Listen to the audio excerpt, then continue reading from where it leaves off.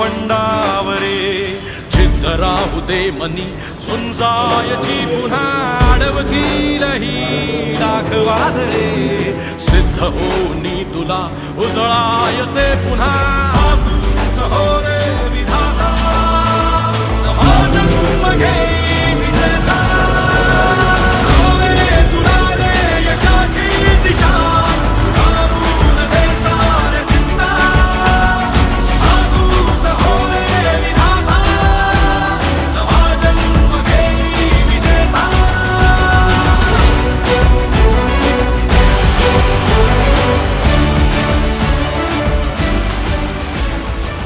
District NSS coordinator यांना विनंती करतो, माननीय श्री जीवन पांडुरंग विचारे त्यांनी मंचावर यावे.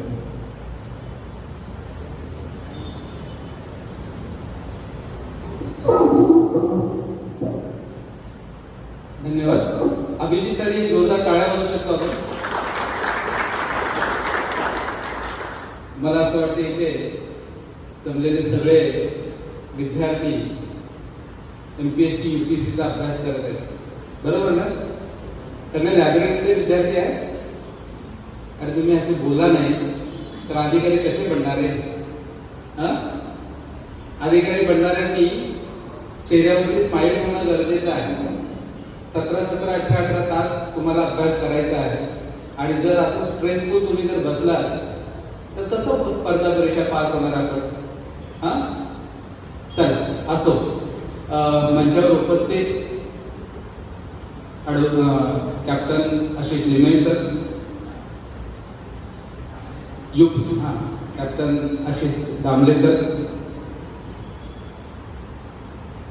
UPSC परीक्षा पास झालेले आणि ऑल इंडिया रँक 451.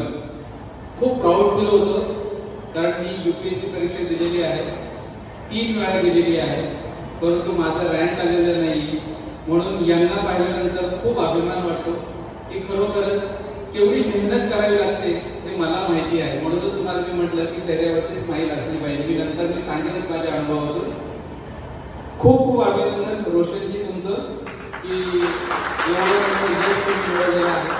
कळतो की ज्याचं अभ्यासामध्ये सातत्य आहे आणि रोशनजीने ते खरं करून दाखवलेलं आहे. माझे मित्र अशोक मिश्राजी हे खूप साऱ्या विद्यार्थ्यांना घडवत आहेत आज त्यांच्या क्लासेसच्या माध्यमातून. पैसा कमवणे हा त्यांचा उद्देश नाहीये, परंतु फ्री मध्ये दिल्यानंतर मुलांना त्याची किंमत सुद्धा नसते. आणि मी आज जी लायब्ररी पाहिलेली अतिशय भारावून गेलो. पूर्ण ठाणे जिल्ह्यामध्ये मी फिरत असतो. इव्हन मी जेव्हा बारामतीला गेलो होतो, कारण वर्षातून एकदा मी बारामतीला जातो 1 तारखेला आणि माझं व्याख्यान तिथे असतं शारदा व्याख्यानमालेमध्ये. तुम्ही जर अभ्यास करत असाल तर तुम्हाला माहिती आहे महाराष्ट्रातली 2 नंबरची व्याख्यानमाला आहे ती शारदा व्याख्यानमाला. कदाचित MPSC ला तुम्हाला प्रश्न येईल सुद्धा. आणि 2014ला तो प्रश्न होता की महाराष्ट्रातली सर्वात मोठी व्याख्यानमाला चालते ती म्हणजे शारदा व्याख्यानमाला. आणि तिथे ही लायब्ररी त्यांची पाहिली. खूप मोठा परिसर आहे, परंतु अशा प्रकारची लायब्ररी ही पहिल्यांदाच पाहिलेली आहे. मी खूप खूप धन्यवाद देतो की तुम्ही माझ्यासारख्या अनेक सारे जे अभ्यासक आहेत, अभ्यास करणारे विद्यार्थी आहेत, त्यांच्यासाठी एवढा मोठा व्यासपीठ तुम्ही निर्माण करून दिलेला आहे. भले मला इथे स्वराजचं खूप अभिनंदन करायचं आहे की स्वराजने खूप चांगला उपक्रम राबवलेला आहे त्याच्या पूर्ण टीमने. माझं सुद्धा स्वप्न आहे की आपल्या ग्रामीण भागातील विद्यार्थी अधिकारी झाले पाहिजेत आणि त्याच्यासाठी तुम्ही राबताय आणि तुम्हाला मेहनत करून देणारे, तुमच्या पाठीमागे आधारस्तंभ असलेले, नेहमी प्रोत्साहन देणारे कॅप्टन सर, तुम्हाला जेवढे धन्यवाद द्यावे तेवढे थोडे आहेत. आणि जर तुम्हाला माहिती नाहीये तर तुम्ही माहिती करून घ्या. UPSC कशी करायची, UPSC ची परीक्षा कशी द्यायला पाहिजे, UPSC परीक्षा देत असताना काय अडचणी येतात हे जर तुम्हाला जाणून घ्यायचं असेल तर अविनाश धर्माधिकाऱ्यांसारखा व्यक्ती तुम्हाला शोधून सापडणार नाही. आणि म्हणून ते माझे गुरु आहे, चाणक्य मंडळचे फाउंडर आहेत अविनाश धर्माधिकारी. तुम्ही YouTube वरती त्यांचे बरेच लेक्चर्स आहेत, तुम्ही ते सुद्धा ऐका. मी तुम्हाला रिकमेंडेड करेन की शब्दामध्ये तुम्ही ऐका, तुम्हाला खूप त्याचा फायदा होईल. मुलांना मी तुम्हाला परीक्षेचा अभ्यास कसा करावा हे सांगणार नाहीये. मी तुम्हाला हे सांगेन की अभ्यास करण्यापूर्वी तुमचं माइंडसेट कसं असलं पाहिजे. कारण परीक्षा पास झालेले आहेत, कारण मी सुद्धा तुमच्यासारखाच होतो. तुमच्या मनामध्ये जे विचार आहेत ते माझ्या मनामध्ये विचार होते. हा विद्यार्थी, हा माणूस पास झाला नाही, आम्हाला काय सांगणार, नाही का. बऱ्याच मुलांना तो प्रश्न पडतो. मला सुद्धा प्रश्न पडलेला होता की अरे हा पास झालेला नाही आणि हा मला सांगतो युपीएससीचा अभ्यास असं असं करा. म्हणून मी सगळं काम रोशनजींना देणार आहे की ते सांगते तुम्हाला की त्यांनी पास होण्यासाठी काय केलेलं आहे. पण मी एक सांगेन मुलांना, माझं वय आता 48 आहे. आता ह्या फेब्रुवारीमध्ये मी 49 मध्ये पदार्पण करेन. परंतु वयाच्या 48 वर्षामध्ये मला जे काही अनुभव मिळालेले आहेत ते मी तुम्हाला सांगेन. जर तुम्हाला अभ्यास करायचा असेल युपीएससीचा किंवा एमपीएससीचा, आता एमपीएससी पण युपीएससीच्या धर्तीवरती झालेली आहे. मागच्या आठवड्याभरामध्ये तुम्हाला कळलेलं आहे की एमपीएससी आता कशी झालेली आहे, युपीएससी सारखी झालेली आहे. त्याच्यामुळे तुमचं काम खूप सोपं झालेलं आहे. तुम्ही आता 3 लाख मुलं अभ्यासाला परीक्षेला बसणार नाही. त्या 3 लाखांमध्ये 1 लाख मुलांनी ते डिसिजन घेतला असेल हे आमच्यासाठी आता नाहीये. कारण जसं युपीएससी मुलं म्हणत होते टफ आहे टफ आहे टफ आहे ना, तसे एमपीएससीची परीक्षा देणारे फार कमी मुलं आता तुमच्या बरोबर स्पर्धेला असतील. खरी स्पर्धा असणार आहे ती स्पर्धा, जर 3 लाख मुलं बसत असतील तर 30,000 मुलांमध्ये खरी स्पर्धा असते. आणि 30,000मध्ये सुद्धा 3,000 असे विद्यार्थी असतात की जे टॉप 100 मध्ये येण्यासाठी धडपडत असतात. लक्षात ठेवा, त्या 100 मध्ये येण्याची कॅपॅसिटी तुमच्यामध्ये असली पाहिजे. आणि तुम्ही ठरवायचं की त्या 100 मध्ये माझा नंबर असला पाहिजे. तुम्ही कधीच असा विचार करायचा नाही की 3 लाख मुलं आहेत, माझा कुठे नंबर लागेल. तुम्ही असा विचार करा की 3,000 आहे, त्या 3,000 मध्ये मी एक असणार आहे आणि तो पहिल्या 100 मध्ये असेल. तेव्हा 100% मुलांना तुमचं मी मेरिट लागणार आहे. मी तुम्हाला लिहून देतोय ते, कारण माझ्याकडून जी चूक झालेली आहे ती तुमच्याकडून होता कामा नये.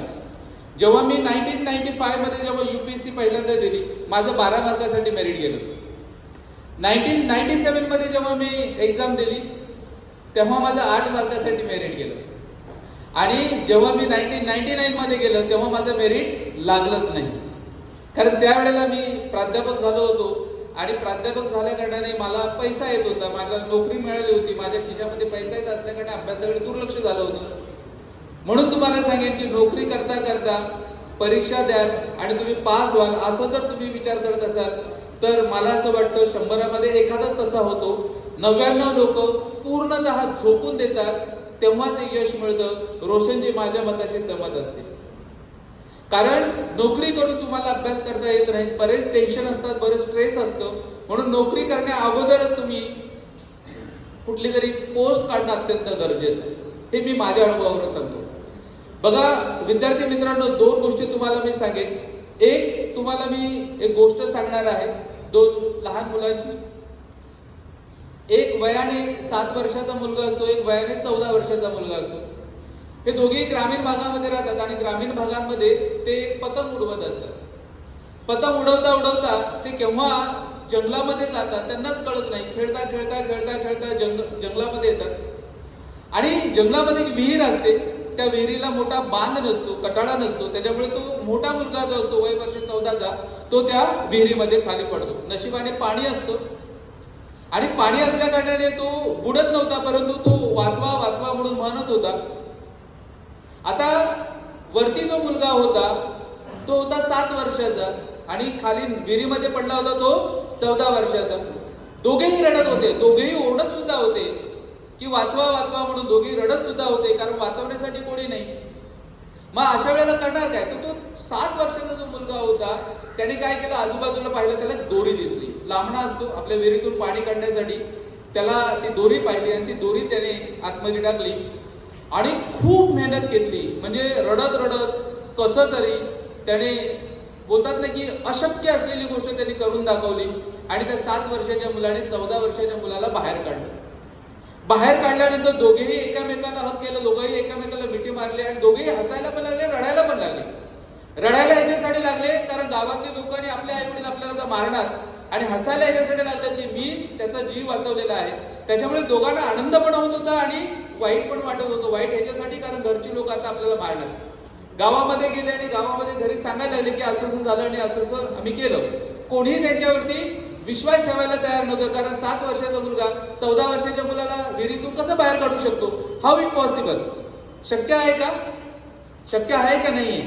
बिलकुल नाहीये. का? शक्यच नाहीये. लहान मुलगा कसं मोठ्या मुलाला विहिरीतून बाहेर काढणार?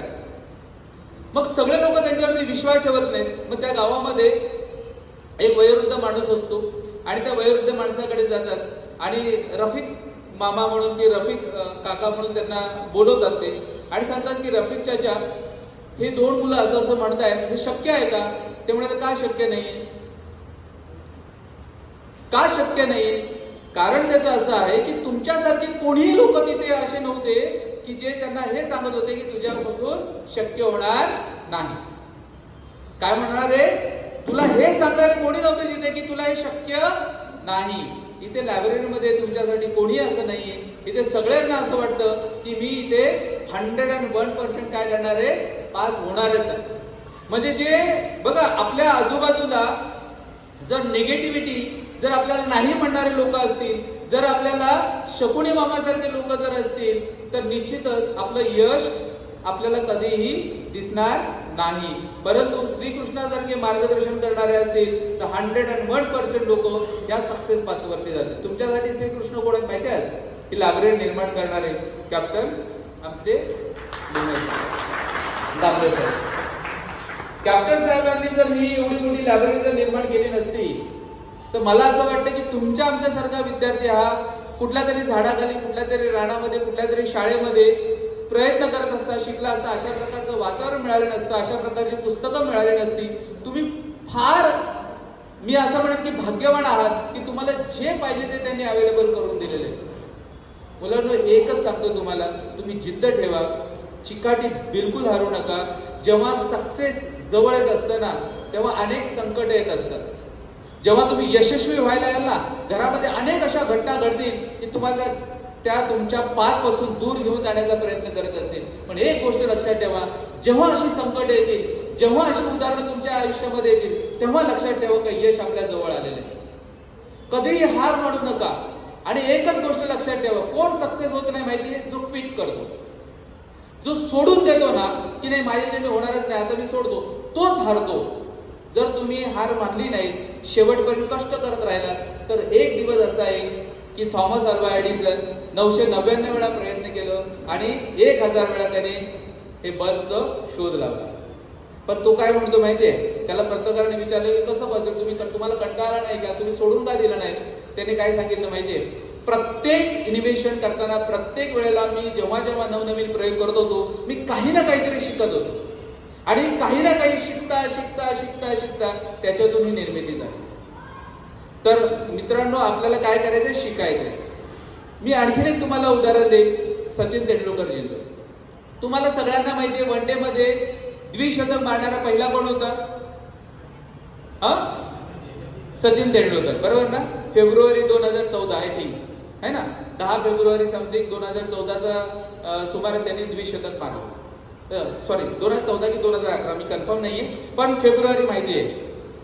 जेव्हा सचिन तेंडुलकरने द्विशतक मारलं, तुम्हाला माहितीये वन डे मध्ये किती सामने होऊन गेले? माहिती की नाही माहितीये?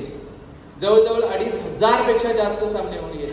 पण जेव्हा सचिन तेंडुलकरने द्विशतक केलं, त्याच्या पाठोपाठ वीरेंद्र सेहवागने सुद्धा केलं, है ना? त्याच्यानंतर रोहित शर्माने 3 वेळा केलं, क्रिस गेलने 2 वेळा केलं, है ना? मार्टिन गप्टिलने 2 वेळा केलं.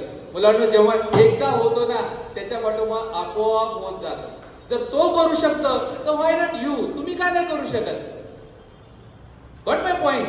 लक्षात आहे? पण हे कधी शक्य आहे? जेव्हा एकदा करतो त्यावेळेला हळूहळू हळूहळू सगळे लोक तिथपर्यंत जाऊन पोहोचत असतात. फक्त तुमचं वेळ तुम्हाला बघा. क्रिकेटचे किती शौकीन आहेत मला इथे माहिती नाही, पण मी नेहमी उदाहरण देतो. क्रिकेटमध्ये सचिन तेंडुलकर आणि विनोद कांबळी, पाहिजे असेल तर कॅप्टन साहेबांना माहिती असेल की सचिन तेंडुलकर पेक्षा क्रिकेटमध्ये उजवा होता तो विनोद कांबळी. म्हणजे तो लेफ्टी खेळायचा, उजवा म्हणजे खूप चांगला खेळायचा तेंडुलकर पेक्षा. परंतु त्याच्यामध्ये काय होतं? पेशन्स नव्हते. आणि म्हणून आज ते कुठल्याही व्याख्यानाला बसलात ना, तर एक गोष्ट लक्षात ठेवा, हे सगळं रिकामं ठेवायचं, याला सगळं खाली ठेवायचं. ही बॉटल आहे, समजा या बॉटलला झाकण आहे आणि जर मी वरतून पाणी टाकण्याचा प्रयत्न केला, पाणी कुठे पडेल? अरे बोला ना, कुठे पडेल?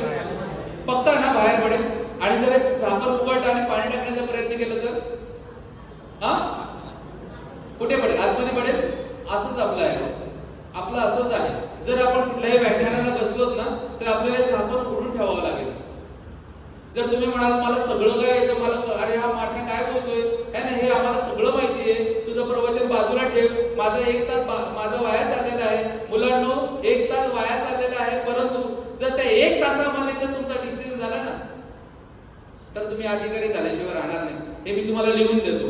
आणि ही अशी गरज असतेच असते. प्रत्येक वेळेला तुम्हाला याची गरज असतेच असते मोटिवेशनची. तुम्ही म्हणाल आम्हाला इन्स्पिरेशन मोटिवेशनची गरज नाही, आम्हाला फक्त अभ्यास करायचा आहे. पण मुलांना एक खरं सांगू तुम्हाला, 1-1 तासाने 2-2 तासाने तुम्हाला कंटाळा आला ना, एक मोटिवेशन क्लिप ऐकायची. नाही तुम्हाला नाही ते ऐकायचं नाही, गाणं ऐकायचं. नाही ते करायचं गुणगुणायचं. नाही ते केलं ना, एखादं वाक्य लिहा, एखादी कविता लिहा, काही ना काहीतरी करा की जेणे तुमचं स्ट्रेस कमी होईल आणि अभ्यासाला पुन्हा तुम्ही जोमाने सुरुवात करा. मुलांनो, जेव्हा जेव्हा तुम्ही व्याख्यानाला बसाल तेव्हा तेव्हा हे झाकण उघडून तुम्ही बसा. हे जर झाकण जर उघडून बसलात तर कदाचित आम्ही जे लोक बोलणार आहोत ते काही ना काहीतरी तुमच्या आतमध्ये पडेल आणि त्याचा तुम्हाला फायदा होणार आहे. एक शेवटचं उदाहरण देतो आणि थांबतो. जे महाभारताचं मी तुम्हाला सांगितलं, महाभारतामध्ये सगळ्यांना माहिती आहे दुर्योधन आणि अर्जुन. दुर्योधन आणि अर्जुन दोघांचे मार्गदर्शक मेंटॉर जे आहेत वेगवेगळे आहेत. अर्जुनाचा मेंटॉर कोण आहे? श्रीकृष्ण. आणि दुर्योधनाचा मेंटॉर कोण आहे? शकुनी मामा आहे ना, त्याचा स्वतःचा मामा. बघा, दुर्भाग्य दुर्योधनाचं, दोघांचे गुरु एकच आहेत, गुरु द्रोणाचार्य. पण जे मेंटॉर आहेत, जे कोच आहेत, जे गाईड आहेत, ते मात्र वेगवेगळे आहेत. आणि त्याच्यामुळे महाभारताची दशा दिशा तुम्हाला कळलेली आहे. उलट करून बघूया आपण. समजा शकुनी मामा अर्जुनाचा मेंटॉर असतात आणि दुर्योधनाचा मेंटॉर श्रीकृष्ण असतं. महाभारताची दशा दिशा बदललेली असते. काय वाटतं तुम्हाला? है ना, तुम्हाला सुद्धा चॅप्टर साहेबांसारखे मेंटॉर मिळालेले आहेत है ना. तुम्हाला आपले जे बुक, आपली जी पुस्तक आहेत ना, ते तुमचे मेंटॉर आहेत है ना. तुम्ही ज्याला कोणाला मांडताय तो तुमचा कोण आहे? मेंटॉर आहे. तो श्रीकृष्णासारखा आहे, हे श्रीकृष्णासारखे आहे है ना. यांना तुम्ही फॉलो करा.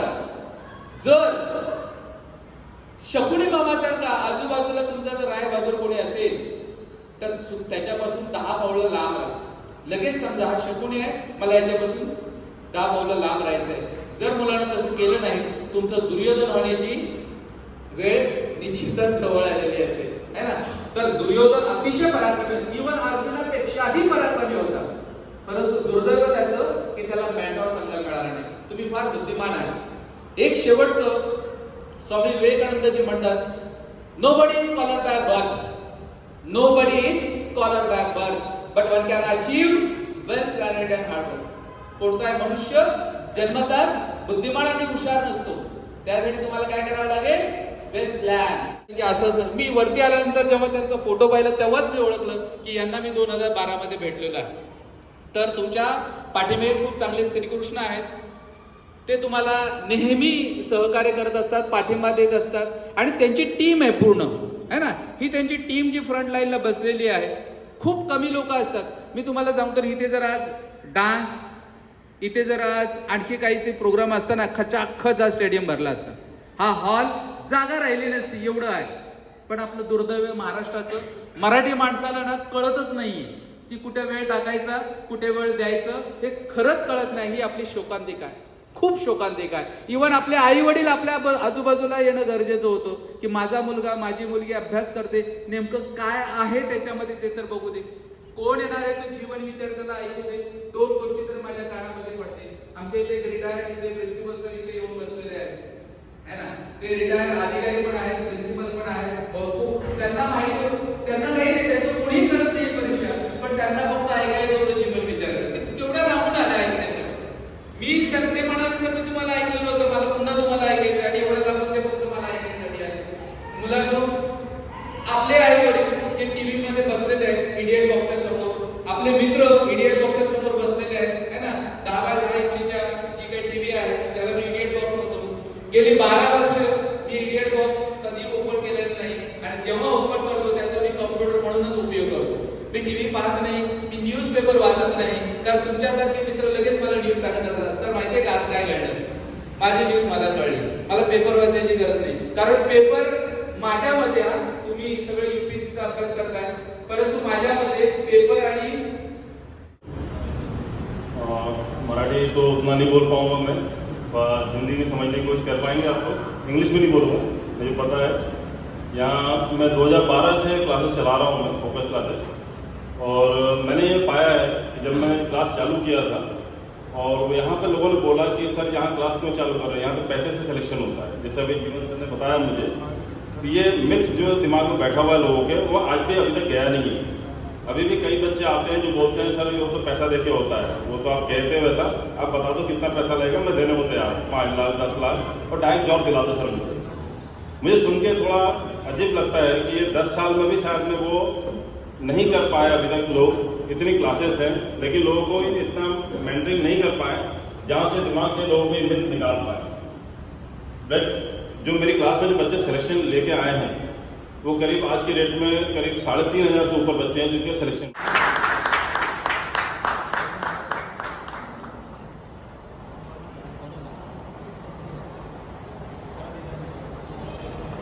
महाराष्ट्राचे आराध्य दैवत छत्रपती शिवाजी महाराज, भारतीय घटनेचे शिल्पकार, ज्यांच्यामुळे आपण भारतीय राज्यव्यवस्था हा विषय शिकतो। आपल्या MPSC UPSCच्या प्रवासात बाबासाहेब आंबेडकर यांना माझा नमन। आदरणीय व्यासपीठ, पुढे बसलेले सर्व परीक्षार्थी MPSC UPSCचे तयारी करणारे आणि त्यांचे पॅरेंट्स, बाकी सगळे नागरिक सर्वांना नमस्कार। माझं नाव रोशन प्रदीप देशमुख, राहणार उल्हासनगर। सरांच्या SST कॉलेजच्या मागेच म्हणजे चाळीस सदृश्य अशा ठिकाणी मी राहतो। एक असं म्हणजे मिडल क्लासचा असा एक एरिया येतो। सो आणि माझं शिक्षण 5वी ते 10वी उल्हास विद्यालय उल्हासनगर येथे झालं। त्यानंतर मग 11वी 12वी सायन्समधून CHM कॉलेज उल्हासनगर येथेच केलं। नंतर मग graduation AC Patil college of engineering Kharghar इथे केलं। आणि घरची पार्श्वभूमी अशी आहे की माझे वडील म्हणजे रेल्वेमध्ये होते ॲज अ टेक्निशियन म्हणून, मागच्याच वर्षी निवृत्त झाले। आणि आई माझी आमच्या जिल्ह्यात अंगणवाडी सेविका म्हणून कार्यरत आहे। सो त्यामुळे घरची पण एक अशी सामाजिक सेवेची पार्श्वभूमी होती। महिला आणि बालकांचे प्रश्न एक समजून घेण्यास मदत झाली। आपल्या आईचं ग्राउंड लेवलचं काम, त्याचप्रमाणे भरपूर वेळा आपलं पंचायत समिती अंमलनाथला यायचो, तिकडे CDPO BDO यांचं बघायचो, त्यांचा म्हणजे त्यांना रोल किती असतात, रिस्पॉन्सिबिलिटी किती असते आणि ते कशा चांगल्या प्रकारे लोकांच्या आयुष्यात, महिला आणि बालकांच्या आयुष्यात एक चांगला बदल घडू शकतात। सो त्यावरून एक प्रेरणा मिळाली। माझ्या जर्नी सांगतो मी, म्हणजे ग्रॅज्युएशन झाल्यावर 2017 साली जर्नी माझी स्टार्ट केलेली। पहिल्यांदा 1 वर्षासाठी पुणे येथे खाजगी कोचिंग केलं। त्यानंतर मग कोचिंग झाल्यावर तिथे राहून न राहता घरी येऊनच अभ्यास केला। घरी पण थोडं म्हणजे थोडं एक छोटं घर असल्यामुळे घरी अभ्यास व्हायचा नाही। सो त्यासाठी मग उल्हासनगर महानगरपालिकेची डॉक्टर बाबासाहेब आंबेडकर लायब्ररी होती, तिकडे जाऊन अभ्यास करायचो। सो 2018ला मी पहिला प्रयत्न दिला। पहिल्या प्रयत्नात थोडं रिव्हिजन कमी पडल्यामुळे आणि बेसिकच कन्सेप्ट क्लिअर नसल्यामुळे पहिल्या प्रयत्नात प्रीज क्लिअर नाही होऊ शकलो। सो त्यानंतर मग दुसरा प्रयत्न 2019 साली दिला। 2019ला पण सेम झाला, थोडं घरचे प्रॉब्लेम होते आणि थोडं अभ्यासात कंटिन्युटी न राहिल्यामुळे 2019लाही पूर्व परीक्षा पास नाही होऊ शकलो। पण 2019ला UPSC दुसरी एक्झाम असते CAPF, त्याची रिटर्न एक्झाम क्वालिफाय झालो। पण त्याच्यामध्ये पण नंतर मग एक फिजिकल टेस्ट असते, त्यामध्ये लॉंग जम्पमध्ये डिस्क्वालिफाय झालो। सो त्यानंतर मग आपण सर्वांना माहिती की 2020मध्ये कोरोना आला, भरपूर जणांचा अभ्यासात थोडे डिस्टर्बन्स आले, भरपूर जणांचा अभ्यास सुटला, काही जण सुटला तर मग तो सुटला नंतर मग डायरेक्ट ते प्रायव्हेट जॉबमध्येच हे करायला लागले, जॉब करायला लागले। सो माझा पण जवळपास 2-3 महिने अभ्यास जरा कमी झालेला। पण त्यानंतर हे मग म्हटलं चला आता आपल्याला कंटिन्युटी पाहिजे अभ्यासात, कारण की जर थंड पडला तर मग परत रिकवर करायला खूप टाईम लागेल। सो त्यामुळे मग नंतर परत अभ्यास चालू केला। 2020मध्ये मग पूर्व परीक्षा ऑक्टोबर झालेली, पूर्व परीक्षा उत्तीर्ण झालो। मुख्य परीक्षा जानेवारी 2021मध्ये झालेली। मुख्य परीक्षा या टाईमला जरा थोडं एक डिप्रेशन किंवा एक थोडं कॉन्फिडन्स लो होता। तर त्यामुळे पण एक निगेटिव्ह माइंडसेटने परीक्षेला सामोरं गेल्याचा एक फटका होता आणि अवघ्या 12 मार्कांनी सिलेक्शन होतं। सो त्यानंतर मग म्हटलं एक आपण 3 अटेम्प्ट झाले, यावेळेला काही पोस्ट पण नाही आणि वडील पण रिटायर व्हायला आले। सो म्हटलं दुसरी पण एक एक्झाम द्यायची। सो त्या टाईमलाच मग एअरफोर्सची एक्झाम दिलेली साईड बाय साईड आणि चौथा अटेम्प्ट पण सोबतच दिला। सो मग एअरफोर्सची एक्झाम उत्तीर्ण झालो। आणि चौथ्या अटेम्प्ट पण मग मेन्स नंतर या फेब्रुवारी महिन्यात एअरफोर्समध्ये जॉईन केलं. सो या चौथ्या अटेम्प्टला प्री मेन्स म्हणजे सगळं एकदम कॉन्फिडेंटली गेलो. म्हटलं बाकी आपल्याला नॉलेज तर आहे, म्हणजे फक्त एक कॉन्फिडन्स आहे की ज्याच्यानुसार आपल्याला चालू शकतं. सो त्या कॉन्फिडन्सने परीक्षेला सामोरं गेलो. इंटरव्ह्यूला पण तसंच झालं की इंटरव्ह्यूला म्हणजे जॉब होता. सो म्हटलं काही झालं तरी आपण आपलं 100% द्यायचं. त्याच्यामुळे कॉन्फिडन्सने इंटरव्ह्यूला सामोरं गेलो आणि इंटरव्ह्यूमध्ये पण एक एव्हरेज म्हणजे असे 162 मार्क मिळाले. आणि यावेळेला रिझल्ट लागला 30 मेला. खरं तर तेव्हा म्हणजे मी या अटेम्प्टची तयारी चालू करत होतो. ती तयारी चालू होती म्हणजे त्या दिवशी मी कामावरच होतो आणि काम काय एवढं नव्हतं. मग तर मग थोडं अभ्यास म्हटलं ते सिरीज सोडू. आणि जेवत असतानाच मग एक मित्राचा म्हणाला की तू झाले सिलेक्शन 451 रँकला. त्याला मी बोललो की बरोबर माझाच नंबर कधी कधी असं बोललं की दुसऱ्याचा नंबर असतो आणि आपण मग सेलिब्रेट करायला लागलो. नाही बोलला. मग नंतर मग सरांचा पण फोन आला. सर मग तेव्हा थोडा एक आनंद झाला. एक पूर्ण म्हणजे असं डोळे मिटले आणि पूर्ण आपली जो 5 वर्षाचा प्रवास होता जे आपल्या आईवडिलांनी कष्ट घेतले ते एक म्हणजे डोळ्यासमोरून पूर्ण एक तो चित्रपट सारखा असा एक हे गेला. सो असं म्हणजे हे पूर्ण म्हणजे 5 वर्षाचा प्रवास झाला. सो आता म्हणजे एक 451 रँकला एक तर पोलीस सर्व्हिस किंवा भारतीय महसूल सेवा IRS मध्ये भेटेल. सो हे अशी माझी जर्नी होती. तिथं उपस्थित असलेल्या मुलांना मी sir first of all heartly congratulation तुमच्या ह्यूज सक्सेससाठी. सर मला हे विचारायचं आहे की जेव्हा आपलं पूर्ण प्रिपरेशन होतं त्याच्यानंतर जेव्हा आपण रिव्हिजन करतो तर ती नेमकी रिव्हिजन स्ट्रॅटेजी कशी होती तुमची? आणि सर वन थिंग की बऱ्याचदा खूप क्वेश्चन्स जेव्हा मी क्वेश्चन पेपर सॉल्व केले तेव्हा 50-50% असतं but negative marking is there. So भीती पण असते की लाईक एलिमिनेशन टेक्निक पण कधी कधी युजफुल होत नाही तर ते 50-50% how you dealt with that? So रिव्हिजनची स्ट्रॅटेजी अशी असायची की जे पण आदल्या दिवशी मी वाचलंय त्याची दुसऱ्या दिवशी सकाळी 1 तास रिव्हिजन करायचं आणि नंतर मग जेव्हा रविवारी तेवढा थोडा अभ्यास कमी करायचा. त्या दिवशी पूर्ण जे आठवड्यात 5-6 दिवस जे वाचले त्याची रविवारी रिव्हिजन करायचो आणि पूर्ण एकदा सिलेबस पूर्ण म्हणजे सब्जेक्ट कंप्लीट झाला त्याची तेव्हा मध्ये एकदा करायचो. सो असं म्हणजे 3-4 वेळा तरी रिव्हिजन व्हायची आणि नंतर मग एक साथ कॉम्प्रिहेन्सिव्ह जेव्हा टेस्ट द्यायचो सो तेव्हा पण एक सब्जेक्टची रिव्हिजन करायचो. सो असं असायचं की पेपरच्या आधी आपली जवळपास 3-4 वेळा रिव्हिजन होऊन जायची. आणि दुसरा प्रश्न 50-50 मध्ये तर असायचं की पहिल्यांदा म्हणजे असं असायचं काही एक्स्ट्रीम स्टेटमेंट असतात जसं की ऑनली किंवा एव्हरी. सो असे एक्स्ट्रीम स्टेटमेंट जनरली रॉंग असतात. सो ते आपण एलिमिनेट करू शकतो किंवा आपण बघायचं की पहिल्या राऊंडला आपले किती क्वेश्चन झाले. जर पहिल्या राऊंडला जास्त आपले क्वेश्चन झाले असेल 70-80% तर मग सेकंड राऊंडला एवढी रिस्क घ्यायची काही गरज नाही. 50-50 मध्ये आपल्याला जो पहिल्यांदा जो ऑप्शन वाटतो तो जास्त करून हे असतो जो जास्त करून म्हणजे राईट असतो. कधी कधी आपण विधामध्ये असतो पण जो पहिल्यांदा वाटतो की नाही हे आहे सो मॅक्झिमम टाइम हे असतो. सो त्याच्यासाठी मग आपण जेव्हा आपण कॉम्प्रिहेन्सिव्ह टेस्ट देतो किंवा मॉक टेस्ट देतो त्याचं एक महत्त्वाचं आहे तर ते आपल्याला एलिमेंट करायला शिकवतात की अशा प्रकारे आपलं लॉजिक आपलं चुकले. सो आपण तसे लॉजिक टेक्निक डेव्हलप करू शकतो. सर माझं नाव राहुल ठाकरे. तुमचं सर ऑप्शनल कोणता सब्जेक्ट होता आणि त्याची तयारी कशा प्रकारे केली? हॅलो, माझा ऑप्शन पॉलिटिकल सायन्स आणि इंटरनॅशनल रिलेशन होता. सो ऑप्शनसाठी मी सर्वप्रथम पुण्याला एक क्लास केलेला आहे इंटरनेटमध्ये त्यातून मार्गदर्शन भेटलेलं.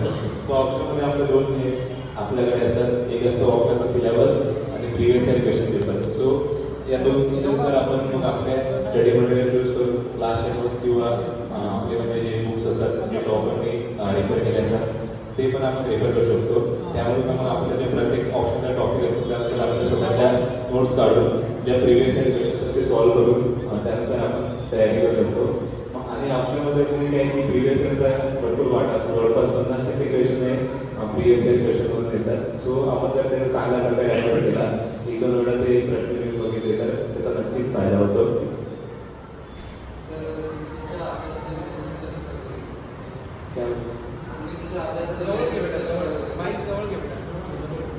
मॅनेजमेंट कशा प्रकारे होतो? मॅनेजमेंट म्हणजे मी बघायचो की परीक्षा कोणत्या तारखेला. समजा आपल्याकडे परीक्षेला 1-2-3 महिने असते तर 3 महिन्याला मी डिवाईड करायचो 2 महिने आणि 1 महिना. 2 महिन्यात म्हणजे पूर्ण सिलेबस कंप्लीट करायचो आणि शेवटचा 1 महिना फक्त रिव्हिजन आणि मॉक टेस्ट त्यासाठीच द्यायचो. सो मी बघायचो की प्रत्येक विषयाची या 3 महिन्यामध्ये जवळपास 3 वेळा तरी मिनिमम रिव्हिजन झाली पाहिजे. असं म्हणजे पूर्ण वीकली, डेली आणि आरली असं म्हणजे शेड्यूल असायचं. त्यामध्ये कधी कधी शेड्यूल कम्प्लीट पण नाही व्हायचं, पण ते मग मी कधी एखाद्या वेळेला सुट्टी असायची संडेला म्हणजे जास्त अभ्यास नाही करायचो. मग त्या दिवशी तो जो गॅप होता तो पूर्ण करण्याचा प्रयत्न करायचो. सर UPSC कस्टमर आता महाराष्ट्रातले त्यांना मराठीमधून देण्याचं एक आवड असते, परंतु मटेरियल उपलब्ध नसल्यामुळे ती कुठेतरी मागे पडते. त्याची तयारी कशी करावी मराठीमधून तरी आता सध्या तरी म्हणजे भरपूर क्लासचं मटेरियल अवेलेबल झालं. पुण्याला म्हणजे अकॅडमी किंवा भरपूर क्लास आहे. त्याच्यामुळे आपण बघितलं की MPSC आणि UPSCचा सिलेबस जवळपास पूर्ण सेमच केला आहे. सो आता तरी वाटतं की क्लासवाल्याच्या पण तसं नवीन मटेरियल काढले. सो आतापर्यंत जो आपल्याला स्टडी मटेरियलचा इश्यू होता, सो भविष्य काळात आपल्याला करायची मला नाही असेल.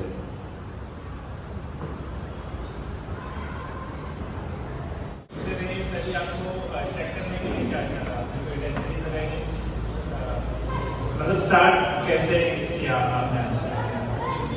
सो इंटरनेट के लिए मतलब मैंने पहले प्रीवियस 8-10 ईयर के क्वेश्चन देखे थे और एक टॉपिक में कौन कौन से क्वेश्चन आते थे वो देखे.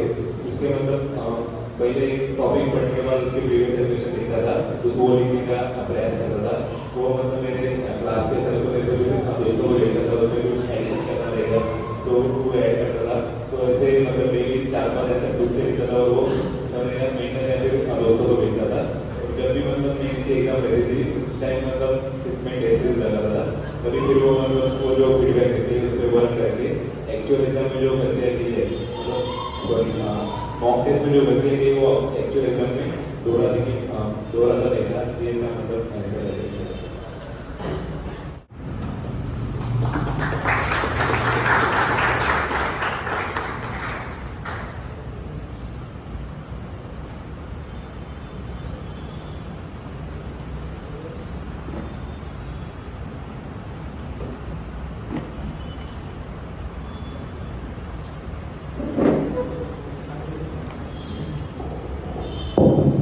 आदरणीय व्यासपीठ डॉक्टर जीवन पांडुरंग विचारे सर, त्यानंतर रोशन देशमुख सर आणि अशोक मिश्रा सर. कार्यक्रमाबद्दल सांगतो कारण एवढे सुंदर वक्ते असताना आम्ही MPSC UP बद्दल काय सांगणार. तुमचा अमूल्य वेळ आम्हाला दिला त्याबद्दल आम्ही हृदयाच्या अंतःकरणापासून आभारी आहोत. त्यानंतर आमचे आधारस्तंभ कॅप्टन आशिष दामले साहेब, त्यांच्या मार्गदर्शनाखाली हे कार्यक्रम राबवले जातात प्रत्येक वेळी. थोडंसं सांभाळून घ्या कसं बसलंय. आणि त्यांचे सहकारी सर्वच आम्हाला चांगलं मार्गदर्शन करत असतात. तर संकल्पना फक्त माझी नाही आहे, एक छोटी संकल्पनेची बी, त्याला जमिनीपासून खत पाणी सर्व ज्यांच्यामुळे उपलब्ध झालं ते म्हणजे प्रभाकरदादा पाटील, त्याच्यानंतर संदीपदादा गायकवाड, भूषण कराळे, हर्षालीताई यांच्या माध्यमातून देखील भरपूर सहकार्य लाभलेलं आहे. आणि सर बी म्हणते की झाडात त्याचं रूपांतर होणं निश्चितच आहे. आज झाडात रूपांतर झालं पण एवढे सुंदर विद्यार्थी आपल्याला लाभले ते म्हणजे फळ आहे. ती म्हणजे फळ, ती म्हणजे आपल्याला लाभलेली फळ आहे. कारण झाड फक्त सावली देतं पण फळांमुळे त्यामुळे सर्वप्रथम विद्यार्थ्यांचा देखील तुम्ही आला, तुमचा वेळ काढून त्याबद्दल तुमचं देखील आभार. MPSC UPSC बद्दल मला सांगायचं झालं तर सर मला जास्त तर काही माहीत नाहीये, पण मला एक मात्र जरूर माहिती आहे की आयुष्यात आपल्याला सर्व गोष्टी मिळत असतात. आई वडिलांकडून आपल्याला वयाच्या 20व्या-22व्या वर्षीपर्यंत पैसे देखील मिळत असतात किंवा गरिबांना आपण दान देतो त्यावेळी त्याला ते मिळत असतं कुठच्याही माध्यमातून. पण रिस्पेक्ट आहे ना, तो या परीक्षेमुळे मिळतो. आणि त्या रिस्पेक्टसाठी प्रयत्न करा मित्रांनो, कारण रिस्पेक्ट मागून मिळत नाही. म्हणजे आता चांगले बोलणारे तुमच्या तोंडावर देखील बोलतील, पण रिस्पेक्ट हा पाठवून केला जातो, तुमच्या उपस्थितीत नसतात. त्याच्यानंतर सांगायचं झालं तर आजचा कार्यक्रम म्हणजे विशेष सहकार्य देखील लाभलं त्यांचे संदीप दादा गायकवाड यांच्या माध्यमातून करण्यात भरपूर कष्ट म्हणजे माझ्यासोबत करत असताना मी त्यांना पाहिलं आणि करत असताना देखील आता देखील करतायत. त्याच्यानंतर मोरे सर देखील त्यांचं देखील आभार की त्यांच्या माध्यमातून सर्व सामान आम्हाला उपलब्ध झालं. त्याच्यानंतर सांगायचं झालं तर मी माझा एक मित्र आहे सर बंटी, MPSC UPSC ची तयारी करतोय. त्याच्यासोबत असंच एकदा फिरतानाचा म्हणजे त्याची मित्रमंडळी होती. त्याला विचारते काय 2 वर्ष झाले अजून MPSC UPSC करतोय, अरे होणार कधी? मग मला काय करतोय अभ्यास तरी करतोय. पण मी त्याला नंतर विचारलं की तुला असं काही ना वाटत म्हणजे एवढे सगळे बोलतात असं तयारी करतोय हे करतोय ते करतोय. तो फक्त एकच वाक्य म्हणाला, ज्या दिवशी मी होईल ना हेच माझ्या पाठीत येते. आणि मित्रांनो तुम्हाला एकच सांगतो की स्वतःच्या हक्कासाठी लढा, दुसऱ्याच्या हक्कासाठी लढा आणि ज्याच्या मनामध्ये ही भावना आहे ना तो ही परीक्षा मात्र नक्कीच पास करू शकतो. आणि एक सांगेन की मंजिलें उन्हीं को मिलती है जिनके सपनों में जान होती है, पंख होने से कुछ नहीं होता, हौसलों से उड़ान होती है.